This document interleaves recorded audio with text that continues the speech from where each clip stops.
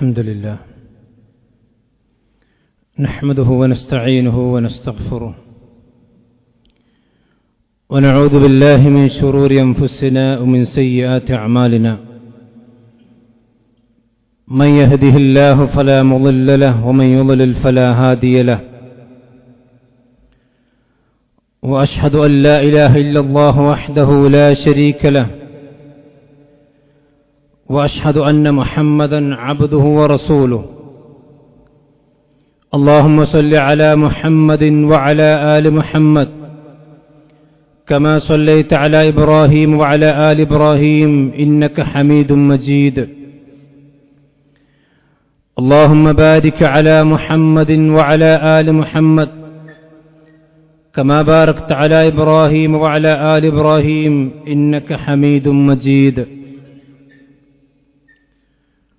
أما بعد فإن أصدق الحديث كتاب الله وخير الهدي هدي محمد صلى الله عليه وسلم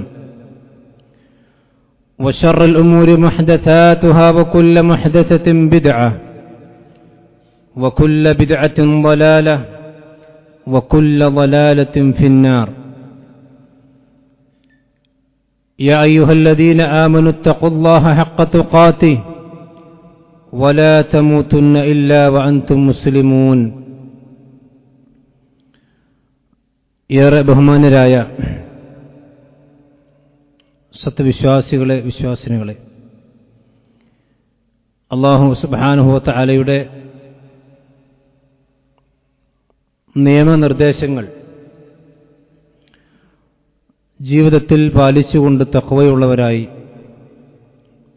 ജീവിക്കുവാൻ എല്ലാവരെയും ഓർമ്മപ്പെടുത്തുകയാണ്, വസിയ്യത്ത് ചെയ്യുകയാണ്.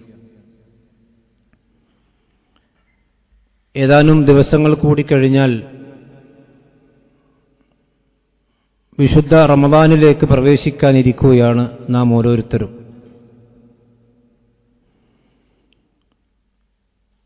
ഏതൊരു കാര്യം നാം ചെയ്യാൻ ഉദ്ദേശിക്കുമ്പോഴും അതിനു യോജിച്ച രീതിയിലുള്ള ഒരു മുന്നൊരുക്കം,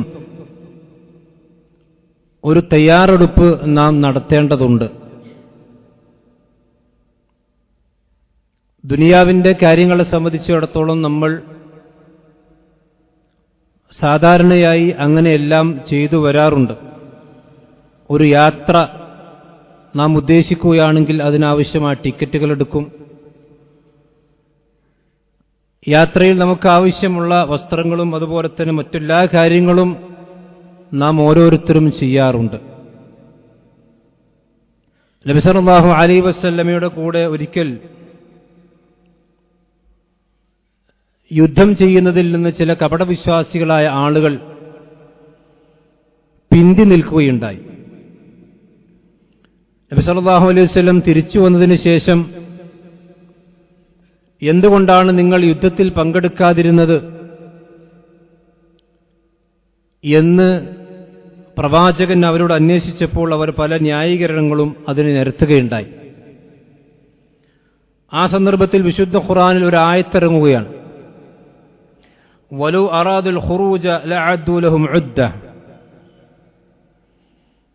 നബി സല്ലല്ലാഹു അലൈഹി വസല്ലമയുടെ കൂടെ യുദ്ധത്തിന് വരാൻ അവർക്ക് ആഗ്രഹമുണ്ടായിരുന്നുവെങ്കിൽ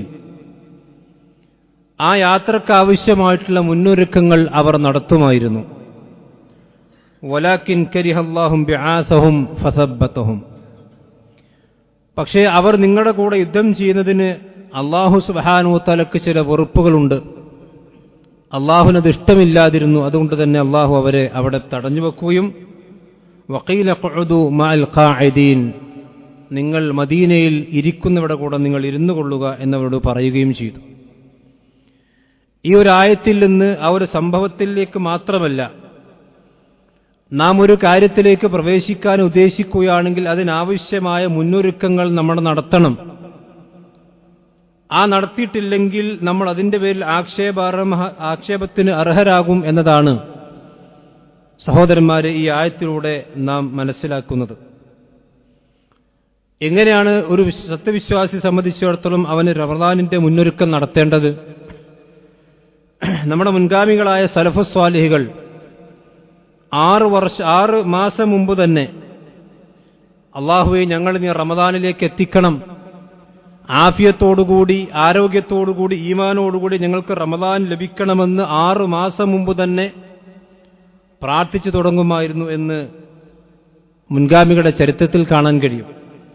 കാനു യദ്ഊന അല്ലാഹ 6 അശ്ഹുരിൻ അൻ യുബല്ലിഗും റമദാൻ.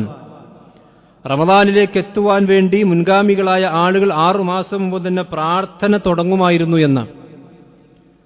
അതോടൊപ്പം തന്നെ സഹോദരന്മാരെ, റമദാന്റെ തൊട്ടു മുന്നിലുള്ള മാസത്തിലാണ് നാം ഉള്ളത്. വിശുദ്ധ റമദാനിലേക്ക് നമ്മൾ പ്രവേശിക്കുമ്പോൾ മുന്നൊരുക്കം നടത്തുന്ന കൂട്ടത്തിൽ ഏറ്റവും പ്രധാനപ്പെട്ട ഒരുക്കമാണ് നമ്മൾ അല്ലാഹു സുബ്ഹാനഹു വ തആലയോട് ധാരാളമായി കൊണ്ട് ഇസ്തിഗ്ഫാറുകളും തൗബയും വർദ്ധിപ്പിക്കണം എന്നുള്ളത്. കാരണം മനസ്സ് പങ്കിലമായ അല്ലെങ്കിൽ പാപത്തിൽ മുങ്ങിക്കുളിക്കുന്ന രീതിയിൽ റമദാനിലേക്ക് പ്രവേശിക്കുമ്പോൾ ഒരു മനുഷ്യനെ സംബന്ധിച്ചിടത്തോളം ചില നന്മകൾക്ക് തടസ്സം അവനുണ്ടായേക്കാം, ചില കാര്യങ്ങൾക്കൊരു ബറക്കത്ത് ലഭിക്കാത്ത അവസ്ഥയുണ്ടായേക്കാം. വിശുദ്ധ ഖുർആൻ പറഞ്ഞു, വതൂബു ഇലല്ലാഹി ജമീഅൻ അയ്യുഹൽ മുഅ്മിനൂൻ, വിശ്വാസികളെ നിങ്ങളെല്ലാവരും അല്ലാഹു സുബ്ഹാനഹു വ തആലയിലേക്ക് തൗബ ചെയ്ത് മടങ്ങുക, ലഅല്ലക്കും തുഫ്ലിഹൂൻ, അപ്പോഴാണ് നിങ്ങൾക്ക് വിജയിക്കാൻ സാധിക്കുക. ഒരു മനസ്സ് ശുദ്ധമാകുന്ന അവസ്ഥയിൽ മാത്രമേ സഹോദരന്മാരെ നമുക്ക് നന്മ ചെയ്യാനുള്ള മനസ്സും നന്മ ചെയ്യാനുള്ള ഒരു തൗഫീക്കും ബറക്കത്തും ഒരു വിശ്വാസിയായ മനുഷ്യന് ലഭിക്കുകയുള്ളൂ. അഥവാ റമദാൻ വന്നിട്ട് തൗബ ചെയ്യാം, അത് നമ്മൾ ചെയ്യേണ്ടതാണ്.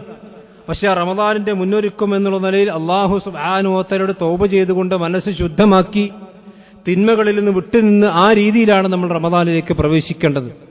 കാരണം പണ്ഡിതന്മാർ പറഞ്ഞിട്ടുണ്ട്, വജസാഉ അൽ ഹസനതി അൽ ഹസനതു ബഅദഹാ, ഒരു നന്മ ചെയ്യുമ്പോൾ ആ നന്മക്ക് പ്രതിഫലമായിക്കൊണ്ട് അല്ലാഹു നൽകുന്നത് വീണ്ടും തുടർച്ചയായിക്കൊണ്ട് നന്മകൾ ചെയ്യാനുള്ള അവസരം അല്ലാഹു ഒരുക്കി തരുമെന്നതാണ്. ഇത് നേരെ തിന്മക്കുമുണ്ട്. ഒരു തിന്മ ചെയ്തു കഴിഞ്ഞാൽ ആ തിന്മയിൽ നിന്ന് വിരമിക്കാത്ത അവസ്ഥയുണ്ടെങ്കിൽ ആ തിന്മയ്ക്ക് ശേഷം വീണ്ടും വീണ്ടും വീണ്ടും അയാൾ തിന്മയിലേക്ക് പോകുന്ന സാഹചര്യം ഉണ്ടാകും. അപ്പോൾ വിശുദ്ധ റമദാനിലേക്ക് നമ്മൾ പ്രവേശിക്കാനിരിക്കുമ്പോൾ നമ്മുടെ മനസ്സുകളും അതുപോലെ നമ്മുടെ ഹൃദയങ്ങളുമെല്ലാം ശുദ്ധി ഉണ്ടാകണം. നിങ്ങൾ നോക്കൂ, നമ്മളെല്ലാവരും ഭക്ഷണം കഴിക്കുന്നവരാണ്. എത്ര നല്ല ഭക്ഷണമാണെങ്കിലും ആ ഭക്ഷണം വിളമ്പിയ പാത്രം ശുദ്ധിയില്ലെങ്കിൽ നമ്മളാരും ആ ഭക്ഷണം കഴിക്കാൻ ഇഷ്ടപ്പെടുകയില്ല. എത്ര മുന്തിയ തരം ഭക്ഷണമാണെങ്കിലും ആ വിളമ്പിയ പാത്രത്തിന് ശുദ്ധിയില്ലെങ്കിൽ, അത് വൃത്തിഹീനമായ അല്ലെങ്കിൽ വൃത്തികേടുള്ള പാത്രത്തിലാണ് ആ ഭക്ഷണം വിളമ്പിയതെങ്കിൽ നമുക്ക് ആ ഭക്ഷണം കഴിക്കാൻ മനസ്സുണ്ടാവുക. ഇതുപോലെ ശുദ്ധമായ മനസ്സുമായി ശുദ്ധമായ ഹൃദയവുമായി കൊണ്ടാണ് സഹോദരന്മാരെ നമ്മൾ അള്ളാഹുവിന്റെ വിശുദ്ധ റമദാനിലേക്ക് പ്രവേശിക്കേണ്ടത്. നബി സല്ലല്ലാഹു അലൈഹി വസല്ലം പാപമോചനത്തിന് വേണ്ടി ഒരുപാട് പ്രാർത്ഥനകൾ പഠിപ്പിച്ചിട്ടുണ്ട്. ഒരൊറ്റ ദുആ മാത്രം ഞാൻ സാന്ദർഭികമായി പറയാം. നബി സല്ലല്ലാഹു അലൈഹി വസല്ലം പറയുന്നു, ഒരു മനുഷ്യൻ ഇങ്ങനെ പ്രാർത്ഥിക്കുന്നു, അസ്തഗ്ഫിറുല്ലാഹൽ അലീം, അസ്തഗ്ഫിറുല്ലാഹൽ അലീം അല്ലദീ ലാ ഇലാഹ ഇല്ലാ ഹുവൽ ഹയ്യുൽ ഖയ്യൂം വഅതൂബു ഇലൈഹി. ഈ ഒരു പ്രാർത്ഥന നമ്മളെല്ലാവരും കാണാൻ പഠിച്ചതായിരിക്കും.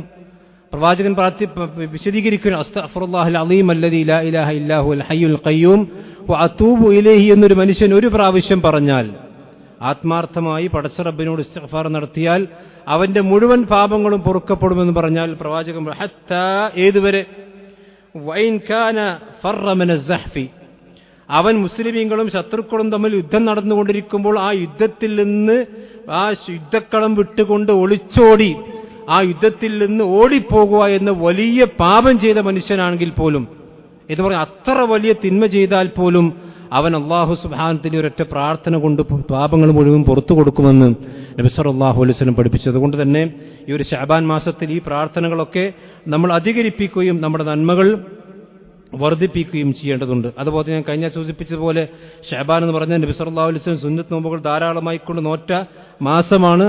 ആ കാര്യം നമ്മൾ പ്രത്യേകം ശ്രദ്ധിക്കണം. അതുപോലെ സഹോദരന്മാരെ, നമ്മുടെ മുൻഗാമികളായ ആൾക്ക് ശഅബാനിൽ തന്നെ വിശുദ്ധ ഖുർആൻ തോതി തുടങ്ങാറുണ്ട്. റമദാൻ മാസം കണ്ടിട്ട് ഹിലാല് കണ്ടതിന് ശേഷം ഖുർആൻ തുറക്കാം എന്ന രീതി ആയിരുന്നത് നമ്മുടെ മുൻഗാമികളായ ആളുകൾക്ക്. അവർ റമദാനിലേക്ക് കയറുന്നത് തന്നെ വിശുദ്ധ ഖുർആനുമായിട്ടുള്ള ബന്ധത്തിലൂടെയാണ് എന്നുകൂടി നമ്മൾ മനസ്സിലാക്കണം. അതുപോലെ തന്നെ വിശുദ്ധ ഖുർആൻ എത്ര പ്രാവശ്യം ഖത്തം തീർക്കണം നമ്മുടെ മനസ്സിൽ ഇപ്പോൾ നമ്മൾ പ്ലാൻ ചെയ്യണം. നമ്മുടെ ജോലി അതിനനുസരിച്ച് കൊണ്ട് ക്രമീകരിക്കുകയും ജോലി സമയങ്ങൾ ക്രമീകരിക്കുകയും എത്ര പ്രാവശ്യം ഖത്തം തീർക്കണമെന്നത് നമ്മൾ തീരുമാനിക്കുകയും ചെയ്യണം. പ്രത്യേകിച്ചും സ്ത്രീകളും പുരുഷന്മാരുമൊക്കെ. നമ്മുടെ മുൻഗാമികളായ മഹാനായ ഉസ്മാൻ ഇബ്നു അഫ്ഫാൻ 3 ദിവസം മുമ്പ് ഖത്തം തീർക്കാറുണ്ട്, 7 ദിവസങ്ങൾ ഖത്തം തീർക്കാറുണ്ട്. ഒരു റമദാനിൽ തന്നെ എത്രയോ പ്രാവശ്യം വിശുദ്ധ ഖുർആൻ ഖത്തം തീർക്കുന്ന പതിവ് നമ്മുടെ മുൻഗാമികളായ ആളുകൾക്കാണ്. ഇമാം മാലിക് റഹ്മത്തുള്ളാഹി അലൈഹി അതേ വിശുദ്ധ റമദാൻ എത്തിക്കഴിഞ്ഞാൽ ഖുർആനല്ലാത്ത എല്ലാത്തിനും മാറി നിൽക്കുകയും വിശുദ്ധ ഖുർആനിലേക്ക് അദ്ദേഹം ധാരാളമായി കൊണ്ടെടുക്കുകയും ചെയ്യും. അതുപോലെ തന്നെ വിശുദ്ധ റമദാനിൽ സ്വതക്കയുടെ മാസമാണ്. അതിനുള്ള പ്ലാനിങ്ങുകളും ഖുത്തകളും അതൊക്കെ നമ്മൾ കൃത്യമായിക്കൊണ്ട് മനസ്സിലാക്കണം. അതേപോലെ റമദാനിന്റെ മഹത്വം നമ്മൾ മനസ്സിലാക്കണം. ഇൻഷാ അല്ലാഹ് വിശദമായിക്കൊണ്ട് അടുത്ത ആഴ്ച നമുക്ക് മനസ്സിലാക്കാം. വിശുദ്ധ റമദാൻ അത് മറ്റു മാസങ്ങളെ പോലെയല്ല. അതിന്റെ ഓരോ സെക്കൻഡുകളും ഓരോ നിമിഷങ്ങളും സഹോദരന്മാരെ ബർക്കത്തുള്ളതാണ്. മറ്റു മാസങ്ങളെ പോലെയല്ല. ഷഹ്റുൻ മുബാറക് എന്ന് പ്രവാചകൻ വിശദീകരിച്ച ആ കൃത്യമായ ബറക്കത്തുള്ള മാസത്തിൽ, ആ മാസത്തിൽ എങ്ങനെയാണ് നമ്മൾ നമ്മുടെ നന്മകൾ വാരിക്കൂട്ടാനും നമ്മുടെ സമയങ്ങൾ ക്രമീകരിക്കാനും എന്തൊക്കെ ചെയ്യണമെന്നതിന്റെ പ്ലാനിങ്ങുകൾ ചെയ്യേണ്ട സന്ദർഭം കൂടിയാണ്. അതൊക്കെ റമദാൻ എത്തിക്കഴിഞ്ഞാൽ ഇതാന്ന് പറയുമ്പോഴേക്കും റമദാൻ അവസാനിച്ചു കഴിയും. അതുകൊണ്ട് തന്നെ അതിന്റെ മുന്നൊരുക്കങ്ങൾ കൃത്യമായിക്കൊണ്ട് നടക്കണം. അതേപോലെ തന്നെ നന്മകൾ വർദ്ധിപ്പിക്കണം, നന്മകളെക്കുറിച്ച് കൂടുതൽ പഠിക്കണം. വിശുദ്ധ റമദാനിലും ശഅബാനിലെ പോലെ തന്നെ അല്ലെങ്കിൽ റജബ് മാസത്തെ പോലെ തന്നെ അങ്ങനെ ഒരു ജീവിച്ച് ഒരു രാവിലെ മുതൽ വൈകുന്നേരം വരെ പട്ടിണി കിടക്കുന്ന അവസ്ഥ ഒരിക്കലും ഉണ്ടാകരുത്. റമദാനിൽ നമ്മൾ മാറ്റം ഉണ്ടാകണം. സാധാരണ സലഫു സാലികളായ ആളുകൾ പറയാറുണ്ട്, ഇദാ ലം തുശ്ഗിൽ നഫ്സക ബിൽ ഹഖ് ശഅലതക ബിൽ ബാത്തിൽ. നിന്റെ നഫ്സിനെ നീ ഒരു ഹക്കായ കാര്യത്തിൽ, നല്ല കാര്യത്തിൽ നീ ശുഗലാക്കിയിട്ടില്ലെങ്കിൽ നിന്റെ നഫ്സ് നിന്നെ ബാത്തിൽ ശുഗലാക്കുമെന്ന്. അത് വളരെ 100% ശരിയാണ്. കാരണം നന്മകൾ വ്യാപൃതരാകുന്ന മനുഷ്യന്മാരെ സംബന്ധിച്ചിടത്തോളം അവർക്ക് തിന്മകളെക്കുറിച്ച് ചിന്തിക്കാനും തിന്മകളിലേക്ക് പോകുവാൻ ഇവർക്ക് സമയം കിട്ടിക്കൊള്ളുന്നില്ല. അതേസമയത്ത് ജീവിതത്തിൽ വെറുതെ ഇരിക്കുക, അങ്ങാടികൾ വെറുതെ വായം പൊളിച്ചിരിക്കുക, അല്ലെങ്കിൽ ഓവ് ചാലിരിക്കുക, അല്ലെങ്കിൽ റോഡ് സൈലിങ്ങിരിക്കുക, അങ്ങനെയുള്ള ആളുകളെ സംബന്ധിച്ചിടത്തോളം പ്രത്യേകിച്ച് ജീവിതത്തിന്റെ ലക്ഷ്യവും അജണ്ടകളും ഉണ്ടാകില്ല. അവർക്ക് നന്മ ചെയ്യാനുള്ള അവസരമില്ലാതിരിക്കുമ്പോൾ അവിടെ നഫ്സ് തിന്മയിലേക്ക് ആളുകളെ കൊണ്ടുപോവുകയും തിന്മയിൽ അവരെ വ്യാപൃതരാക്കുകയും ചെയ്യുന്ന അവസ്ഥ ഉണ്ടാകും. ഒരിക്കലും വിശുദ്ധ റമദാനിൽ അങ്ങനത്തെ ഒരവസ്ഥ നമുക്കുണ്ടാകരുത്. അതുകൊണ്ട് തന്നെ കൃത്യമായ പ്ലാനിങ്ങൾ ഉണ്ടാകണം. അതുപോലെ തന്നെ വിശുദ്ധ റമദാൻ എന്ന് പറഞ്ഞാൽ സക്കാത്തിന്റെ കൂടി മാസമാണ്. മുസ്ലിമീങ്ങളായ ആളുകൾ റസൂലുള്ളാഹി സ്വല്ലല്ലാഹു അലൈഹി വസല്ലമയുടെ സഹാബത്തിന്റെ കാലം മുതൽക്കു തന്നെ റമദാനിലാണ് സക്കാത്തുകൾ കൊടുത്തു വരാറുള്ളത്. റമദാനിൽ മാത്രമല്ല സക്കാത്ത് കൊടുക്കേണ്ടത്, സക്കാത്ത് അതിന്റെ നിസാബത്തെ കൊടുക്കണം.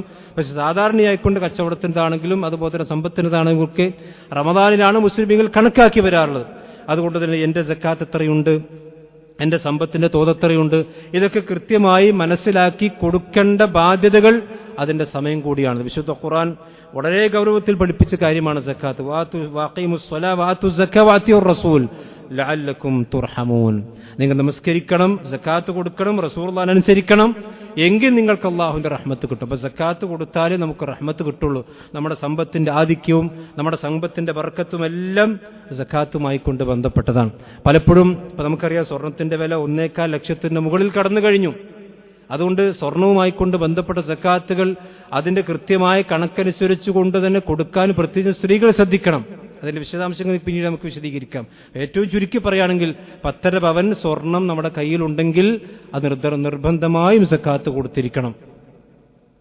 ആ നിർബന്ധമായി സക്കാത്ത് കൊടുത്തിരിക്കും. ചിലപ്പോൾ സ്വർണ്ണം ഉണ്ടാവും, പൈസ നമ്മുടെ കയ്യിൽ ഉണ്ടാവില്ല, എങ്കിലും സ്വർണമായി കൂടെ തന്നെ കൊടുക്കാവുന്നതാണ്. അതിലൊരിക്കലും സഹോദരന്മാരെ വീഴ്ച വരുത്താൻ പാടില്ല. അത് നമ്മുടെ കുടുംബത്തിന്റെ സക്കാത്തുകൾ കണക്കാക്കി ആ സക്കാത്തിന്റെ കണക്കുകൾ കൃത്യമായി കൊണ്ട് മനസ്സിലാക്കി അതിന് വേണ്ട മാനസിക മുന്നൊരുക്കങ്ങൾ നമുക്കുണ്ടാണ്. അതോടൊപ്പം തന്നെ വിശുദ്ധ റമദാനിൽ കൂടുതൽ അള്ളാഹുലേക്ക് അടുക്കാനുള്ള പ്രാർത്ഥനകൾ നമുക്കുണ്ടാകണം. വെറുതെ ഒരു സംഗതി അള്ളാഹു സുബ്ഹാനഹു നമ്മൾ തേടിയെങ്കിൽ മാത്രമേ അള്ളാഹുവിന്റെ സഹായം നമുക്കുണ്ടാകുള്ളൂ. നമ്മളിങ്ങനെ ഒരു യാന്ത്രികമായ ജീവിതം നയിച്ചു കഴിഞ്ഞാൽ ആ യാന്ത്രികമായി കൊണ്ട് തന്നെ മരിച്ചു പോകുന്ന അവസ്ഥ ഉണ്ടാകും. അള്ളാഹുവിനോട് ചോദിച്ച് വാങ്ങേണ്ട കാര്യങ്ങൾ അള്ളാഹുവിനോട് ചോദിച്ച് തന്നെ നമ്മൾ വാങ്ങണം. കാരണം ചോദിക്കുന്നതിനനുസരിച്ച് കൊണ്ട് അള്ളാഹു തരുന്നവനാണ്. ചോദിക്കുന്നത് അള്ളാഹുവിന് ഇഷ്ടമുള്ള കാര്യമാണ്. അള്ളാഹുവിന്റെ പ്രവാചകൻ സല്ലല്ലാഹു അലൈഹി വസല്ലം മുആദ് ബിൻ ജബൽ റളിയല്ലാഹുവിനെ വിളിച്ചുകൊണ്ട് പറഞ്ഞല്ലോ, യാ മുആദ് ഇന്നി ഉഹിബ്ബുക. അള്ളാഹുവിന്റെ പ്രവാചകൻ പറയുന്ന നബി, മുആദേ ഞാൻ നിന്നെ ഇഷ്ടപ്പെടുന്നു. അതുകൊണ്ട് നീ നമസ്കാരത്തിന്റെ അവസാനത്തിൽ അല്ലെങ്കിൽ നമസ്കാരം കഴിഞ്ഞതിന് ശേഷം ഈ ഒരു പ്രാർത്ഥന നിർബന്ധമായിക്കൊണ്ട്, ഈ പ്രാർത്ഥന സ്ഥിരമായിക്കൊണ്ട് പ്രാർത്ഥിക്കണം. എന്താ പ്രാർത്ഥന? അല്ലാഹുമ്മ അന്നി അലാ ദിക്രിക വശുക്രിക വഹുസ്നി ഇബാദതിക. ഇത് നമ്മളും പ്രാർത്ഥിക്കേണ്ട പ്രാർത്ഥന നമസ്കാരത്തിന്റെ അത്തഹിയാത്തിന്റെ അവസാന ഭാഗത്തോ അതല്ലെങ്കിൽ നമസ്കാരം കഴിഞ്ഞതിന് ശേഷം അത്തഹിയാത്തിന്റെ അവസാന ഭാഗത്ത് പ്രാർത്ഥിക്കണം ഏറ്റവും നല്ലത്. കാരണം അള്ളാഹുമായിട്ടുള്ള മുനാജാത്തിന്റെ സന്ദർഭങ്ങളിലുള്ള പ്രാർത്ഥനയാണ് അത്. അല്ലാത്ത സന്ദർഭങ്ങളിലെ പ്രാർത്ഥനയേക്കാൾ ഉത്തരം കിട്ടുന്ന പ്രാർത്ഥന. പ്രവാചകൻ തന്റെ അരുമ ശിഷ്യനെ പഠിപ്പിച്ചു കൊടുക്കുക, അല്ലാഹുമ്മ അന്നി അലാ ദിക്രിക, അള്ളാഹുവേ നിന്നെ ഓർക്കാൻ നീ എന്നെ സഹായിക്കണമെന്ന. അപ്പം അള്ളാഹുവിനെ ദിക്ർ ചെയ്യണമെങ്കിൽ നമ്മൾ മനസ്സുകൊണ്ട് വിചാരിച്ച കാര്യം അള്ളാഹിന്റെ സഹായം കൂടി നമുക്ക് ആവശ്യമുണ്ട്. അപ്പം ഏത് കാര്യത്തിൽ റമദാൻ വന്നു കഴിഞ്ഞാൽ നമുക്ക് നോമ്പ് വിൽക്കണമെങ്കിൽ പടച്ചറബിന്റെ സഹായം ആവശ്യമുണ്ട്. തറാവി നമസ്കരിക്കണമെങ്കിലും സക്കാത്ത് കൊടുക്കണമെങ്കിലും സദഖകൾ കൊടുക്കണമെങ്കിലൊക്കെ അള്ളാഹുവിന്റെ സഹായമുണ്ടെങ്കിലേ സഹോദരന്മാർ നമുക്ക് സാധിക്കുള്ളൂ. അതിനുവേണ്ടി ഈ സമയത്തുള്ള പ്രാർത്ഥനകൾ വളരെ പ്രധാനമാണ്. അല്ലാഹുമ്മ അന്നി അലാ ദിക്രിക വശുക്രിക, നിനക്ക് നന്മകൾ ചെയ്യാനും നിനക്ക് നന്ദി ചെയ്യാനും, വഹുസ്ന ഇബാദതിക, നിനക്ക് ഇബാദത്ത് ചെയ്യുമ്പോൾ അത് നല്ല രീതിയിൽ ചെയ്യാനും. നമ്മൾ ശരിക്കും പ്രാർത്ഥിക്കേണ്ട പ്രാർത്ഥന. കാരണം നമ്മുടെയൊക്കെ നിസ്കാരം എന്തായിരിക്കും അവസ്ഥ, നമ്മുടെയൊക്കെ നോമ്പിന്റെ അവസ്ഥ എന്തായിരിക്കും, നമ്മുടെ ദാനധർമ്മങ്ങളുടെ അവസ്ഥ എന്തായിരിക്കും? ഇതൊക്കെ ഇഖ്ലാസ് ഉണ്ടാവുകയും നന്നായി തീരുകയും ചെയ്യണമെങ്കിൽ പടച്ചറബിന്റെ തൗഫീഖ് ഉണ്ടെങ്കിലേ സഹോദരന്മാരെ സാധിക്കുന്നതുകൊണ്ട് ഈ ഒരു ശഅബാൻ മാസം എന്ന് പറഞ്ഞാൽ ഇത്തരത്തിലുള്ള മാനസികമായും ആത്മീയമായും നമ്മൾ ഒരുങ്ങുകയും ഒരു പക്ഷേ നമ്മുടെ വിജയത്തിലൊക്കെ അവസാനത്തെ റമദാനായിരിക്കാം എന്ന രീതിയിൽ തന്നെയാണ് നമ്മൾ മുന്നൊരുക്കം നടത്തേണ്ടത്. കാരണം വിശുദ്ധ റമദാനിൽ ഈ പള്ളിയിൽ തന്നെ ഇരുന്ന എത്രയോ ആളുകൾ ഇന്ന് അള്ളാഹുവിന്റെ ബർസഖിയ ജീവിതത്തിലേക്ക് എത്തിയിരിക്കണം. അള്ളാഹു അവർക്ക് പുറത്തു കൊടുക്കുമാറാവട്ടെ. അടുത്ത റമദാനിൽ നമ്മൾ ജീവിച്ചിരിക്കും, എല്ലാവർക്കും അറിയാം. കാരണം പ്രായഭേദമന്യേ ആർക്കും സംഭവിക്കാവുന്ന ഒരു യാഥാർത്ഥ്യമാണ് മരണം എന്നുള്ളത്. അതുകൊണ്ട് ഒരുപക്ഷെ എൻ്റെ ജീവിതത്തിലെ ഒരു അവസാന റമദാനായിരിക്കാം. അതുകൊണ്ട് കഴിവിന്റെ പരമാവധി നന്മകൾ ജീവിതത്തിൽ വാരിക്കൂട്ടാനുള്ള അവസാനത്തെ അവസരമായിരിക്കാം എന്ന രീതിയിൽ തന്നെയാണ് സഹോദരന്മാരെ നമ്മളെല്ലാവരും റമദാനിലേക്ക് പ്രവേശിക്കുക. പ്രവാചകൻ നമസ്കരിക്കാൻ നിൽക്കുന്ന മനുഷ്യന് പറഞ്ഞല്ലോ, സൊല്ലി സലാത്ത മുവദ്ദിഇൻ, ഇനി ഒരു വിടവാങ്ങിപ്പോകുന്നവന്റെ നമസ്കാരമാണ് നമസ്കരിക്കുന്നത്. അഥവാ ഇനി ജുമാ നമസ്കരിക്കുമ്പോൾ നമ്മുടെ മനസ്സിലുണ്ടാകേണ്ടതിന് അവസാനത്തെ ജുമാ ആയിരിക്കാം. അടുത്ത വെള്ളിയാഴ്ച ഒരു പക്ഷേ എനിക്ക് ജുമാ നമസ്കരിക്കാൻ കഴിഞ്ഞോളന്നില്ല എന്ന നമസ്കാരത്തിൽ ജീവിതത്തിന്റെ അവസാന നമസ്കാരത്തിന്റെ ബോധ്യം വരുമ്പോൾ അവന്റെ മനസ്സിൽ തഖ്വയുണ്ടാകും. വേറെ ചിന്തകളൊന്നും ദുനിയാവിന്റെ ചിന്തകളൊന്നും അവന്റെ മനസ്സിലേക്ക് വരികയില്ല എന്നും. അതേപോലെ തന്നെ വിശുദ്ധ റമദാൻ എന്ന് പറഞ്ഞാൽ തഖ്വ ഉണ്ടാക്കാനുള്ള മാസമാണ്. തഖ്വ എന്ന് പറഞ്ഞാൽ അത് ഉണ്ടാക്കേണ്ട കാര്യമാണ്, അത് വെറുതെ ഉണ്ടായിക്കൊള്ളുന്നില്ല. ശുദ്ധ ഖുർആൻ നോമ്പുമായിക്കൊണ്ട് ബന്ധപ്പെട്ട് പറഞ്ഞപ്പോൾ തന്നെ പറഞ്ഞാണ്, യാ അയ്യുഹല്ലദീന ആമനൂ കുതിബ അലൈക്കുമുസ് സിയാം കമാ കുതിബ അലല്ലദീന മിൻ ഖബലിക്കും ലഅല്ലക്കും തത്തഖൂൻ. നിങ്ങൾ നോമ്പ് നോൽക്കുന്നത് തഖ്വ ഉണ്ടാക്കാൻ വേണ്ടി. തഖ്വ എന്ന് പറഞ്ഞാൽ നമ്മൾ ചില നിർബന്ധമായും ചില കാര്യങ്ങളിൽ നിന്ന് മാറി നിൽക്കുമ്പോഴാണ് തഖ്വ ഉണ്ടാകുക. വെറുതെ ഇങ്ങനെ നിന്നാൽ തഖ്വ ഉണ്ടാവില്ല, തഖ്വ കൂടില്ല. നമ്മൾ പണിയെടുക്കുമ്പോഴാണ് തഖ്വ ഉണ്ടാകുക. കാരണം സൗമ് എന്ന പദത്തിന്റെ അർത്ഥം തന്നെ ഇംസാക്ക് എന്നാണ്. സ്വാമ എന്ന് പറഞ്ഞാൽ ഒരു കാര്യത്തിൽ നിന്ന് വിട്ടു നിൽക്കുക, അല്ലെങ്കിൽ ഒരു കാര്യത്തിൽ ഒഴിഞ്ഞു നിൽക്കുക എന്നുള്ളതാണ്. അതുകൊണ്ടാണ് ഉലമാക്കൾ മഹാൻ ഇബ്നുൽ ഖയ്യിം റഹ്മത്തുള്ളാഹി പറഞ്ഞു, നോമ്പിന്റെ പ്രത്യേകത എന്ന് പറഞ്ഞാൽ നിസ്കാരത്തിന്റെ സക്കാത്തിന്റെ ഹജ്ജിന്റെ പോലൊന്നുമല്ല. ഒരു മനുഷ്യന് കൃത്യമായിക്കൊണ്ട് തഖ്വ ഉണ്ടാക്കാൻ ആവശ്യമായ അവന്റെ ശഹവാത്തുകളിൽ നിന്ന് അഥവാ അവന്റെ ദേഹേച്ഛകളിൽ നിന്ന് അവൻ കൃത്യമായിക്കൊണ്ട് മാറി നിൽക്കാൻ ഏറ്റവും പ്രധാനപ്പെട്ട 3 കാര്യങ്ങളാണ്. ഒന്ന് അവന്റെ വെള്ളം അഥവാ പാനീയം, അവന്റെ ഭക്ഷണം, അവന്റെ ലൈംഗികത. ഈ 3 കാര്യങ്ങൾക്ക് വേണ്ടിയാണ് മനുഷ്യന്മാർ അധിക ആളുകളും വഴിതെറ്റിപ്പോകുന്നതും മനുഷ്യന്മാരെ പലപ്പോഴും അധ്വാനിക്കുന്നതുമൊക്കെ ഈ 3 കാര്യങ്ങൾക്ക് വേണ്ടിയാണ്. ഈ 3 കാര്യങ്ങളും അഥവാ മനുഷ്യന്റെ അടിസ്ഥാനപരമായ ശഹവാത്തുകളായ ഭക്ഷണം, പാനീയം, അവന്റെ ലൈംഗികത, ഈ 3 കാര്യങ്ങളിൽ നിന്നും നിങ്ങൾ മാറി നിൽക്കണമെന്നാണ് നോമ്പിലൂടെ അല്ലാഹു പഠിപ്പിച്ചിട്ടുള്ളത്. അതൊരു ട്രെയിനിങ് ആണ്. മാത്രമല്ല ആ രീതിയിൽ മാറി നിൽക്കുന്നവർക്ക് മാത്രമേ ഒരു അള്ളാഹുവിന്റെ കൃത്യമായിക്കൊണ്ടുള്ള തഖ്വ ഉണ്ടാകാൻ സാധിക്കുകയുള്ളൂ എന്നുകൂടി നമ്മൾ മനസ്സിലാക്കണം. നിങ്ങൾ ആലോചിച്ച് നോക്കൂ, ഭക്ഷണം എന്ന് പറഞ്ഞാൽ ഒരു മനുഷ്യന്റെ ഏറ്റവും വലിയ ഒരു വീക്കാണല്ലോ. ഇപ്പോൾ നമുക്കറിയാം, രാത്രി കാലങ്ങളിലൊക്കെ നമ്മുടെ ഒരു റോഡുകളിലൂടെ ഒന്ന് നിങ്ങൾ സഞ്ചരിച്ച് നോക്കൂ, എന്താണ് ആളുകൾ രാവും പകലും 12 മണിയാണെങ്കിലും 1 മണിയെങ്കിലും 2 മണിയാണെങ്കിലും നമ്മുടെ നാടുകൾ ഇന്ന് ഭക്ഷണ കഫേകൾ കൊണ്ട് നിറഞ്ഞിരിക്കാൻ പണ്ട് കാലത്തൊന്നും അതില്ലായിരുന്നു. അതുപോലെ തന്നെ പല രീതിയിലുള്ള ലൈംഗിക ആഭാസങ്ങളും നമ്മുടെയൊക്കെ കുടുംബങ്ങളിലേക്ക് നഅൂദുബില്ലാ കടന്നു വന്നുകൊണ്ടിരിക്കുകയാണ്. ഇതിലെല്ലാം മാറി നിന്നൊരു മനുഷ്യനെ തഖ്വയുള്ളവനാക്കി മാറ്റാനുള്ള അടിസ്ഥാനപരമായ ഒരു ഇബാദത്താണ് നോമ്പ്. അതിലേക്ക് പ്രവേശിക്കുന്നതിന് മുമ്പ് തന്നെ സഹോദരന്മാരെ അതിനുവേണ്ട ഒരു മുന്നൊരുക്കങ്ങളും ആത്മീയമായ പ്രാർത്ഥനകളും നമുക്കുണ്ടാകണം എന്നുകൂടി സൂചിപ്പിക്കുകയാണ്. അല്ലാഹു സുബ്ഹാനഹു വ തആല അവന്റെ ദീൻ കൃത്യമായി പഠിച്ച് മനസ്സിലാക്കി അവൻ ഇഷ്ടപ്പെടുന്ന രൂപത്തിൽ റമദാനിലേക്ക് പ്രവേശിക്കുന്ന മഹാസൗഭാഗ്യവാന്മാരിൽ അല്ലാഹു നമ്മെ നമ്മുടെ കുടുംബത്തെയും ഉൾപ്പെടുത്തി അനുഗ്രഹിക്കുമാറാവട്ടെ.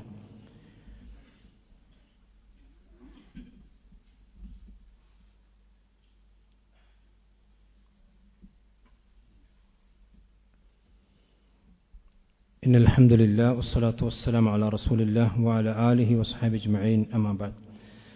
ഒരിക്കൽ കൂടി അല്ലാഹു സുബ്ഹാനഹു വ തആലയെ സൂക്ഷിച്ചുകൊണ്ട് തഖ്വയുള്ളവരായി ജീവിക്കുവാൻ എല്ലാവരെയും ഓർമ്മപ്പെടുത്തുകയാണ്, വസിയത്ത് ചെയ്യുകയാണ്. മഹാനായ ഇബ്നു ഖുദാമ അൽ മഖ്ദസി റഹ്മത്തുള്ളാഹി അലൈഹി അദ്ദേഹത്തിന്റെ ഗ്രന്ഥത്തിൽ നോമ്പുമായി കൊണ്ട് ബന്ധപ്പെട്ട് വിശദീകരിച്ച സ്ഥലത്ത് നോമ്പിന് 3 രീതികളുണ്ട്, അഥവാ 3 തരം നോമ്പുകളുണ്ട് എന്ന് അദ്ദേഹം വിശദീകരിക്കുകയാണ്. ഒന്ന് സൗമുൽ ഉമൂം, അഥവാ പൊതുവെ ഉള്ള നമ്മൾ റമദാനിൽ പാലിക്കേണ്ട പൊതുവായിട്ടുള്ള ചില നോമ്പിൻ്റെ കാര്യങ്ങളുണ്ട്. അതുപോലെ തന്നെ സൗമുൽ ഖുസൂസ്, പ്രത്യേകമായ നോമ്പുണ്ട്. സൗമു ഖുസൂസിൽ ഖുസൂസ്, പ്രത്യേകമായിട്ടുള്ള നോമ്പുകളുണ്ട്. ഇതിൽ ഏത് നോമ്പുകാരിലാണ് നാം പെടേണ്ടത് എന്നുള്ളത് നമ്മൾ ശരിക്കും മനസ്സിലാക്കുക.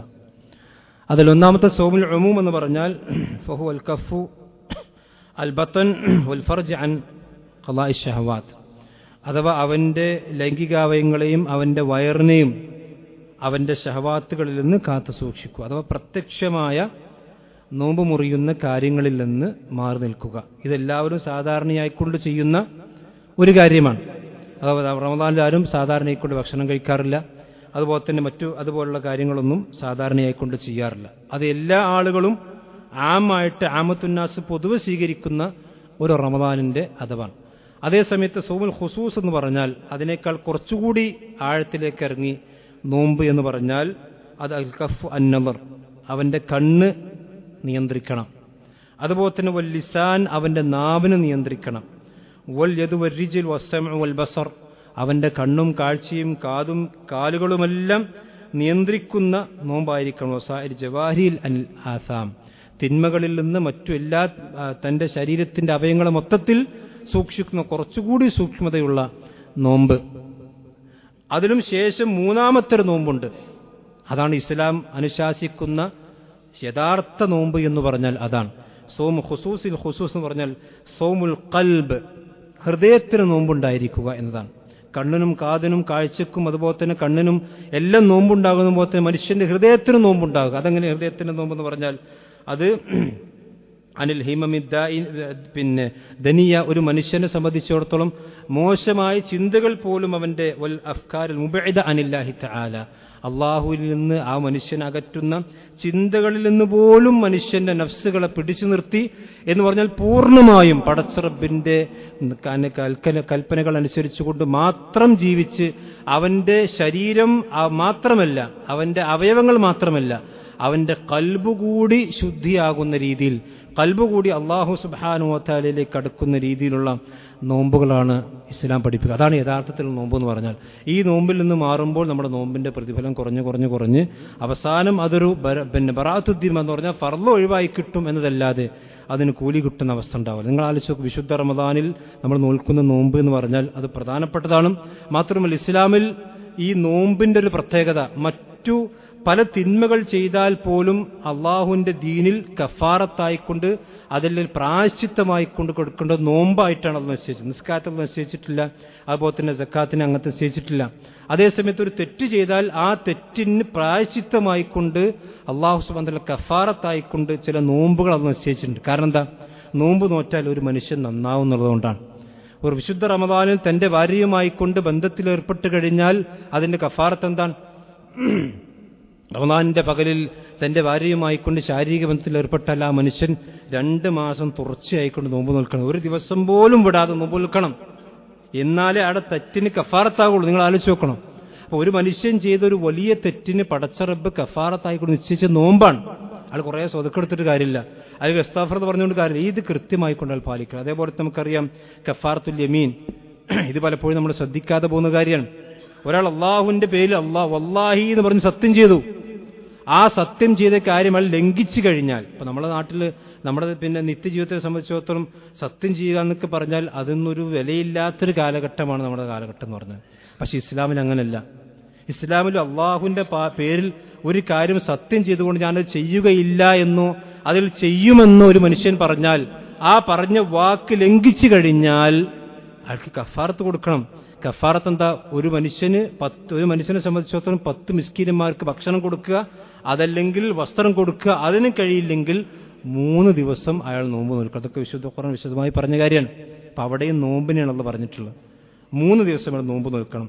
അതുപോലെ തന്നെ പിന്നെ ഒരു മനുഷ്യനെ സംബന്ധിച്ചിടത്തോളം കഫാറത്തുൽ ലിഹാർ ഉണ്ട്. പണ്ട് ജാഹിലിയ കാലഘട്ടത്തിൽ സ്വന്തം ഭാര്യയെ നോക്കിക്കൊണ്ട് പറയും, നീ എൻ്റെ ഉമ്മയെപ്പോലെയാണെന്ന് പറയും. അന്തിക ലഹരി ഉമ്മി എന്ന് പറയാം, അതാണ് ദിഹാർ എന്ന് പറയാം. അഥവാ ഇന്ന് നമ്മുടെ നാട്ടിൽ നിന്ന് സാധാരണ കൊണ്ട് ആ ഒരു പതിവില്ല, എങ്കിലും തന്റെ ഭാര്യയെ തനിക്ക് ഹറാമാണ് എന്ന രീതിയിൽ ഒരു മനുഷ്യൻ സംസാരിക്കാം. ഞാൻ നിന്റെ അടുക്കലേക്ക് ഇനി വരൂല, പടച്ചോൻ തന്നെയാണ് സത്യമെന്ന് പറയാ, അതാണ് ദിഹാർ എന്ന് പറയാം. അങ്ങനെ പറഞ്ഞു കഴിഞ്ഞാൽ ഒരു മനുഷ്യനെ സംബന്ധിച്ചിടത്തോളം തന്റെ ഭാര്യയെ പിന്നെ സമീപിക്കണമെങ്കിൽ ഒന്നുകിൽ അയാൾ ഒരു അടിമയെ മോചിപ്പിക്കണം, അതല്ലെങ്കിൽ 2 മാസം തുടർച്ചയായി അയാൾ നോമ്പ് നോക്കുന്നത് വിശുദ്ധ ഖുർആൻ പഠിപ്പിച്ച കാര്യമാണ്.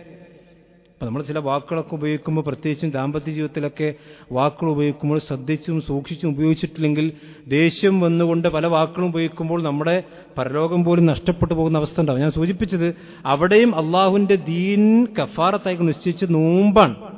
അപ്പൊ നോമ്പിന്റെ പുണ്യകാരൻ ആ തിന്മയിൽ നിന്ന് ആ മനുഷ്യനെ രക്ഷപ്പെടുത്താൻ നോമ്പിന് കഴിയുമെന്നുള്ളത് കൊണ്ടാണ്.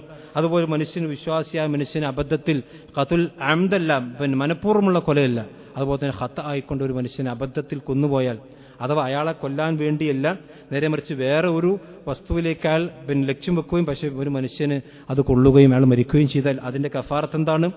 അയാൾ അടിമയെ മോചിപ്പിക്കണം. അടിമയെ മോചിപ്പിക്കാൻ കഴിയാത്ത അവസ്ഥയാണെങ്കിൽ 2 മാസക്കാലം തുടർച്ചയായിക്കൊണ്ട് നോമ്പ് നിൽക്കണം.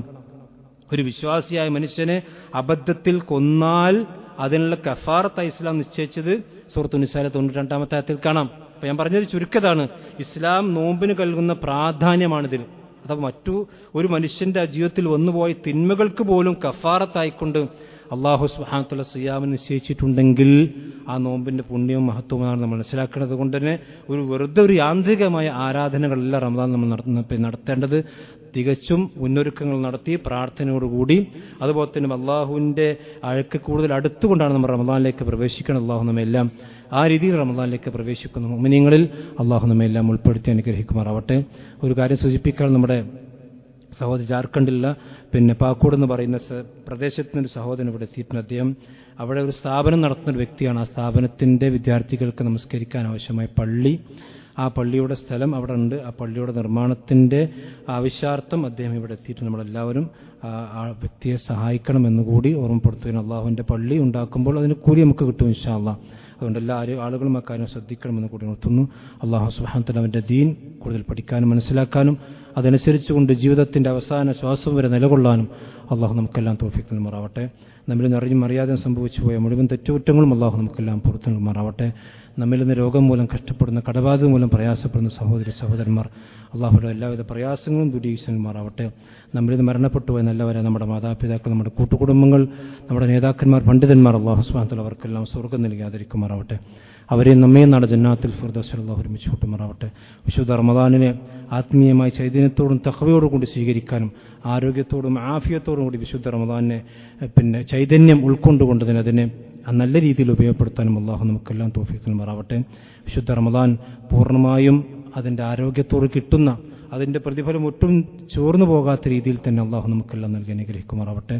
اللهم اغفر للمؤمنين والمؤمنات والمسلمين والمسلمات اللهم اعز الاسلام والمسلمين واذل الشرك والمشركين ربنا تقبل منا انك انت السميع العليم وتب علينا انك انت التواب الرحيم آمين آمين برحمتك يا ارحم الراحمين وصلى الله على نبينا محمد.